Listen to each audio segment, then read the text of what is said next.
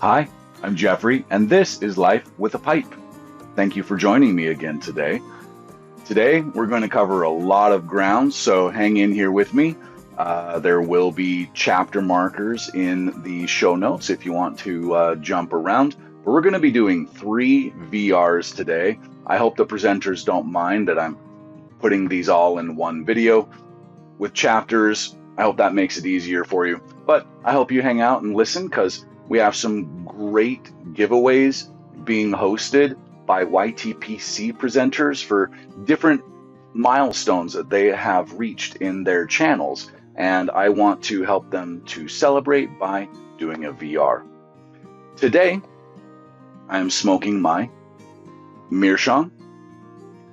You've seen this multiple times this month already, but it is still Meerschaum March Maddness. So we're staying with the theme.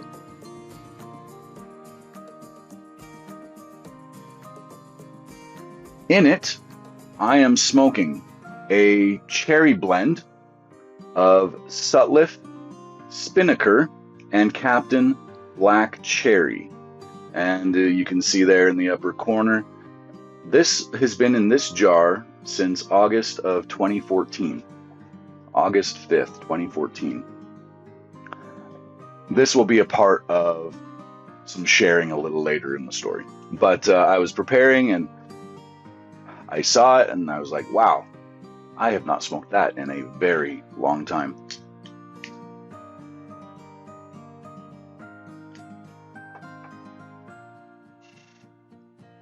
And I do like a good cherry blend. I combined them for a reason. I'll get back to that. I'm getting ahead of myself. Anyway, I want to start first with a VR for Mustard Seed Piper. Nathan is doing a giveaway in celebration of his channel's 1-year anniversary, and he asked 2 or 3 questions, depending on how you want to break it down. He asked, what is your go-to pipe and tobacco? So you can break that into 2 questions if you want. And he asked, what is our favorite color? So my go-to pipe is actually this Dr. Grabow Omega. I've smoked it quite a few times on this channel. It's just an amazing smoker. It was the very first estate pipe that I purchased and cleaned up enough to actually smoke, and it's still a wonderful, wonderful smoke to this day. I love the army mount structure of it, and it was a wonderful introduction to pipe smoking for me, which again is going to be part of a conversation a little later. My go-to tobacco, when I don't want to think about it and I'm reaching for something, it's going to be Prince Albert for me. I've always loved Prince Albert and the other codgers, Sir Walter Raleigh, half and half. I always have a big tin of Prince Albert, and it's easy to reach for and grab, pack a bowl, light it up, and continue on with whatever I'm doing. Carter Hall has become a second go-to for me. Prince Albert's been a long time go-to though, so that's why I'm giving it here. But Paladin Piper introduced me to Carter Hall back in 2024, and since then I've purchased a big tub and I'm working my way through it. When I get a new pipe and I want to break it in, I'll go back and forth between the two. They're both wonderful smoking experiences that don't require your focus or attention. You're not there to analyze the smoke. You're just there to enjoy. Go-tos, no doubt. My favorite color is blue. My wardrobe is full of blue, and it helps that the main brand color for the company that I've worked for the last 13 years is also blue. So, darn, another reason to buy another blue shirt. So, blue is by far my favorite color. Blue jeans, blue shirts. My next car will probably be a blue car, but I generally buy used cars, and color is never a deciding factor. It's always the price in that case, so you never know. if I win the lottery and I want to buy the car of my dreams, it will be a blue car.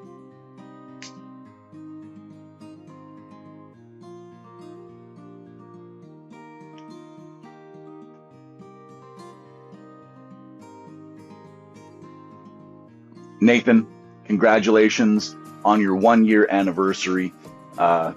When I came back and started presenting, well, before I was presenting, I was watching the YTPC November, December of last year, and I came across your channel, and I love the opening scene of your channel, opening the pipe cabinet. I'm pretty sure I commented that I loved how you did that in probably my very first comment on one of your videos. Still love your opening. It's great. And thank you for all your share with us. So happy to have you here and look forward to more content from you.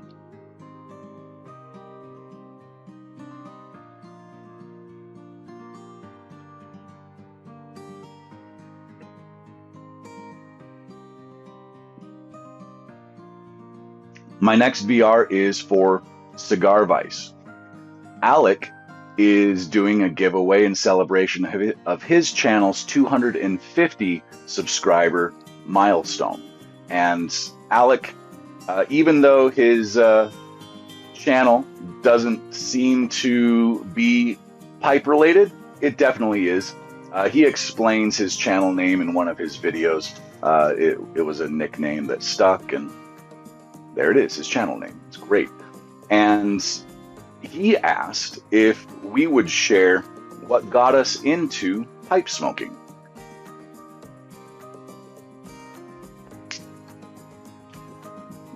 I've never shared my full tobacco smoking history, not that I can remember anyway, and I'm not going to do that today. I'm going to talk about where I got into pipe smoking, which addresses his question. But smoked cigars off and on in my early 20s, kept a humidor, this humidor. I've been keeping that humidor since my early 20s.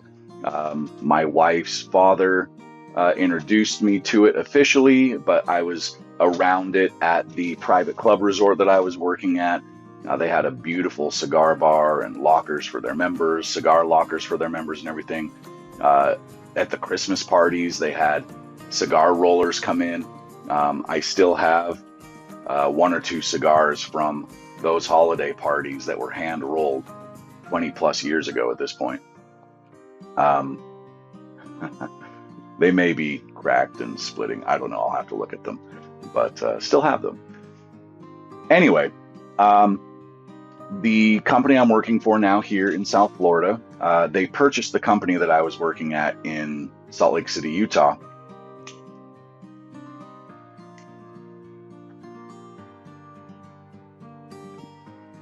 And I had the opportunity of cross-training the offices across these 2 product offerings that were being offered. The company that I was working for had a different offering than what was happening in the other offices. So I was given the opportunity to travel to Chicago and here in the Fort Lauderdale area in Florida to cross-train the firms on that company's products. And while I was there, I was learning the business, and it was my job to create a training curriculum and take that back to the Utah office and cross-train the firms, and then everybody would be servicing both products. And anyway, during that time, the staff here in the Florida office, they loved cigars, they loved smoking cigarettes, and I loved that culture. It was something that I missed. I smoked cigars occasionally, but I smoked cigarettes when I was in high school, and I've loved tobacco all my life. It's not a part of the culture that I grew up in. My love of tobacco definitely makes me a black sheep in my family.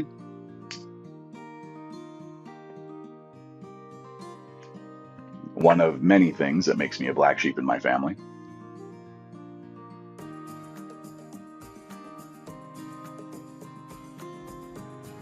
So I am not a fan of store-bought cigarettes. I do believe that they are dangerous. However, I don't believe that tobacco, pipe tobacco, premium tobacco, cigars, I don't believe that those are dangerous in the same way. There's obviously risks involved, as there are with almost anything that we do in life. But if I was going to smoke cigarettes, I wasn't going to be bumming sticks off of the guys who were smoking the Marlboros and whatever else they had. And I started looking into roll your own tobacco, which is often marketed as pipe tobacco because it gets a different tax treatment. So it'll say pipe tobacco or pipe cut tobacco. And my favorite was Gambler Gold. When you find bags of tobacco like this and they say gold, red, blue, green, those are rolling tobaccos. They are not meant to be smoked in a pipe. They are very natural. They're very dry, way drier than pipe tobacco is. And that makes it easier to roll. I used a injection machine. So I would buy tubes that have the filter already, and then I use an injection machine to insert the tobacco into the cigarettes. And I started just being curious about pipe tobacco because that's what they say, Gambler pipe tobacco. So I started learning, and I was young, just getting our family started, and I didn't have money to invest in tobacco. So I was checking out the drugstore tobaccos and those sorts of things. So back in those days, CVS was selling Admiral's Choice. Today, CVS stopped selling tobacco products in 2013, 2014. And you can still buy this brand on smoking pipes, if I'm not mistaken. But I got vanilla and cherry, and they had a couple other, like a natural Cavendish and a black and brown Cavendish. So I bought a bag of each of those, and I started playing around mixing the flavored tobacco with the Gambler to see how that went. And I ended up loving cherry Cavendish with the Gambler, and I would make cigarettes out of that. And when I traveled, I would always bring a lot to share with the guys I work with, because we would all go out after work and have a cigar, have some cigarettes, have a beer. And it was quite novel for them, but it was just how I smoked. So fast forward, again, being super cheap, I bought my first pipe was this Dr. Grabow Savoy from CVS, and they had Captain Black. Bought a pouch, gave it a try, and from there I started finding where tobacco was in my area, very close to where I worked when I was in college.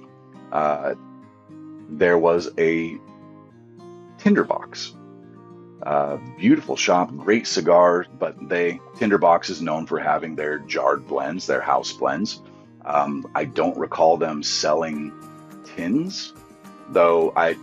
Tins seemed extravagant to me. Those were expensive. I could buy an ounce of tobacco and give it a try. I wasn't super committed just yet, and was still tiptoeing into things. So, back in those days, McClelland was around. I had no idea who McClelland was. The first tinned tobacco that I bought were Sutliff blends, and that's where this came into existence. So I bought a 4-pack of aromatic blends and a 4-pack of English blends from Sutliff, and I wanted to try the variety, and I hated Sutliff. I did not like their aromatics and I did not like their Englishes. There was just something a little chemically to them to me. And Captain Black Cherry was my least favorite of the Captain Blacks at the time. So I threw them all in this jar, and they are still here to this day, here 12 years later, nearly 12 years later. And it's okay now. It's still a very fake tasting cherry. The Sutliff and the Captain Black are known for that.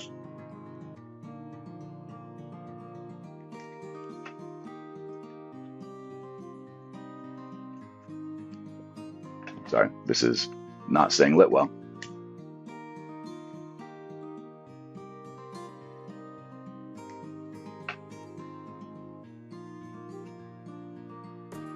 I love the heavy smoke of a Cavendish. It's such a nice effect. Anyhow, so from there I was curious about, okay, how can I get the best pipe for the least amount of money? And ta-da, that was my bridge into estate pipes. And again, this the Omega was my very first estate pipe. I think I got it for maybe $10. The stem was clogged. It took me a while to figure out how to clear that. I eventually did, and the rest of it just needed, the internals needed to be cleaned up. The outside of it was just fine. And again, that has become a go-to. It's kind of nostalgic in a way.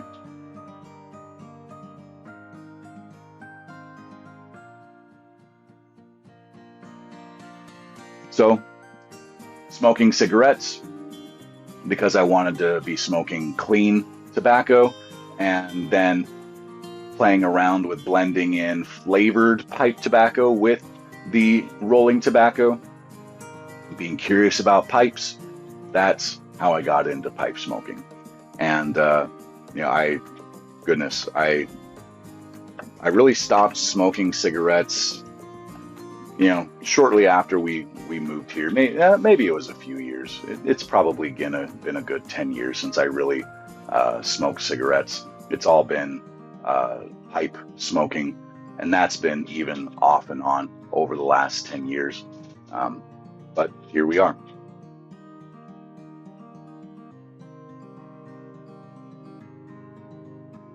So, Alec, congratulations again on your 250 subscriber milestone for your channel.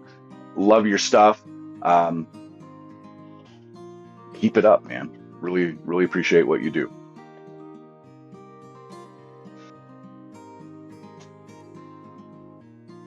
Finally, I want to do a VR for Armchair Piper.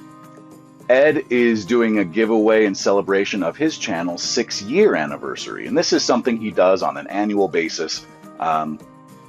If I recall correctly, this is my first time participating, so happy anniversary, Ed. Thank you for this amazing giveaway. I love the structure that you've put on this.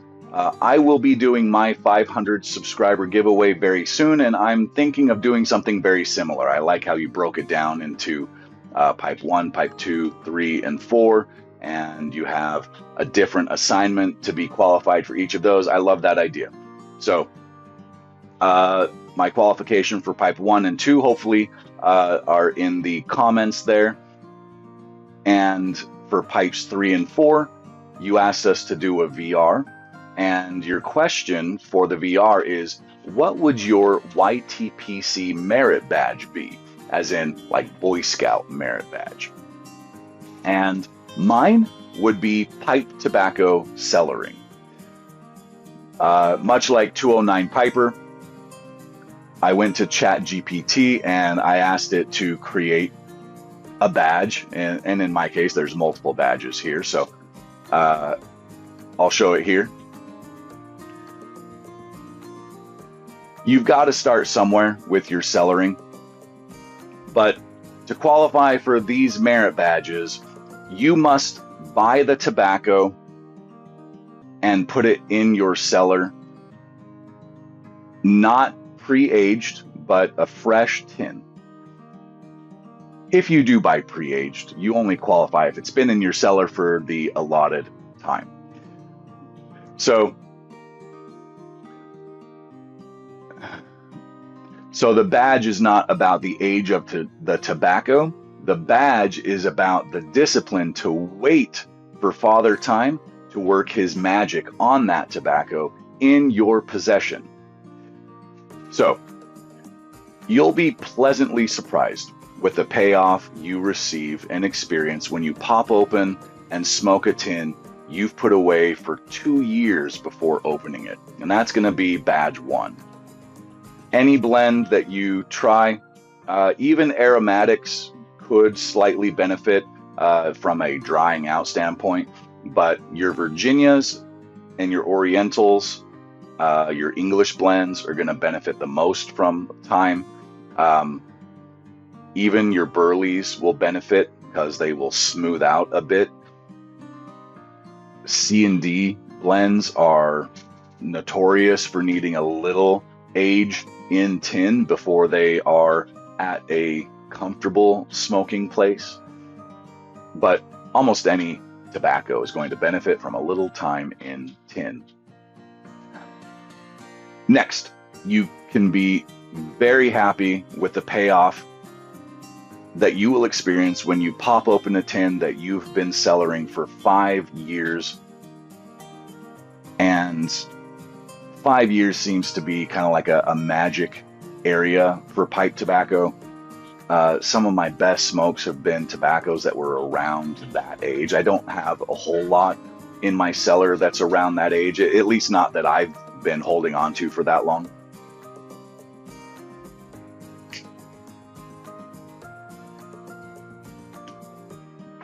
I've had the opportunity of purchasing some tins that already had some age on them, and those have been amazing.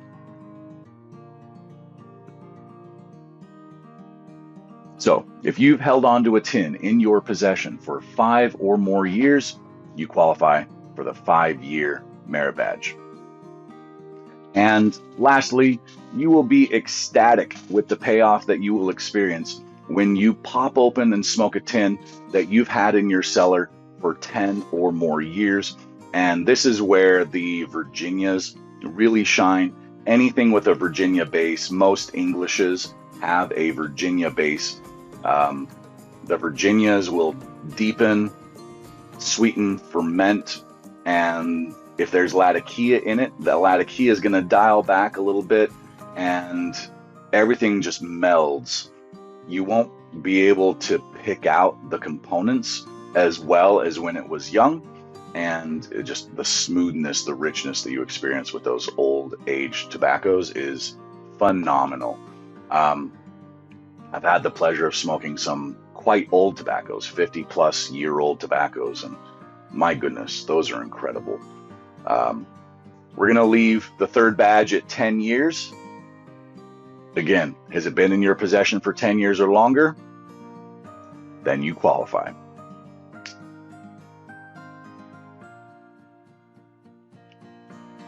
So, I want to share with you some of my tobacco cellar qualifications. Let's see. So I showed you this. This was from 2014. Again, the Sutliff Englishes that I said that I did not like. Back at the early part of my channel, some of the very first pressings that I did were a hodgepodge of those Sutliff blends. I threw them all in a jar, mixed them together, and I left it. So again, from 2014, forgot about it until I made that plug series that I did. I played around with it. I did a 1 week, 2 week, 3 week, and a 4 week pressing. And then I did a tasting comparing them to see if I could tell the difference between time in press and I don't recall the outcome of that. It's been quite a while, but this Sutliff, the English Sutliffs, I did not like them even after 10 years being in just a jar together. And again, it was 4 different tins dumped in a jar, mixed together over time. I didn't like it even after that, but after it was pressed, something about the pressing diminished the quality that I didn't like. It bumped up the sweetness, and this is really enjoyable. I still have these. I might revisit these. That'll be a fun video to do. In that last video, I couldn't locate my 1 week pressing, and I later found it. So I have a 1, 2, 3, and 4 week pressing of this still, and that is some of the older stuff in my possession. Behind me here, the Captain Black and the drum. Those were purchased from CVS when they were going out of, when they were exiting the pipe tobacco and, tobacco in general, selling. Everything was on deep discount, and I stocked up. I have 2 of those big tins of Captain Black from 2013, 2014. The drum, the triple play on top of that. This is 11/9/15. This was one of the very first tobaccos I purchased after moving here to Florida. The tobacconist down in Miami that hosts the Miami Pipe Club, went there. I wanted to, again, expand my palate and understand what a bright Virginia was, what a Virginia Perique was. And I didn't understand what a Virginia Perique Dark Fire blend was, and I happened to pick this up. And thank goodness I did, because I love this blend. But I actually still have some of this. Here it is. So I have a little bit of this plug left. It is one of my favorites. I only pull it out on occasion. Again, I was a lot cheaper with tobacco than I used to be, but now I have so many things to smoke that I don't rotate back to this as often as I would like. But I still have some of that still in my cellar, aging beautifully. Let's see. I have some Petersons from 2019 to 2020. This is the standard mixture. What else did I pull down here? Those are all the Sutliffs. After Hours Flake. So C&D After Hours Flake from 2019. So I enjoy cellaring. I enjoy breaking them open and experiencing them after time has passed. Having a wide cellar helps with aging because, you're not focusing on any one thing at any given time. At least I don't. It's very rare that I smoke the exact same thing 2 pipes in a row, unless I'm breaking in a pipe.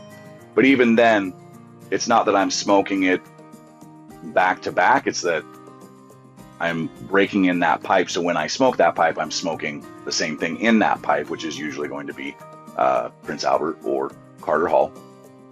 But then I'll smoke something else in the meantime. So as I rotate through.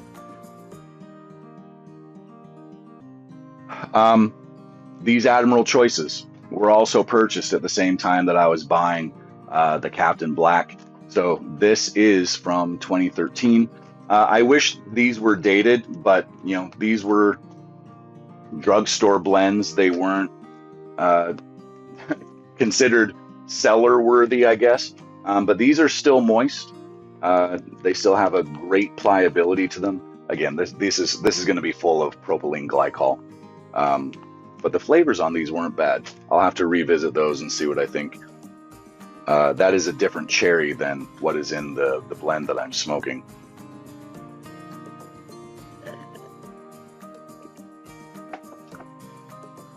So, Ed, congratulations again. Happy 6-year anniversary. Looking forward to your 7-year and beyond. Everyone, thank you for hanging out with me this morning. I hope you enjoyed the stories. Remember, life with a pipe is better than without. Bye for now.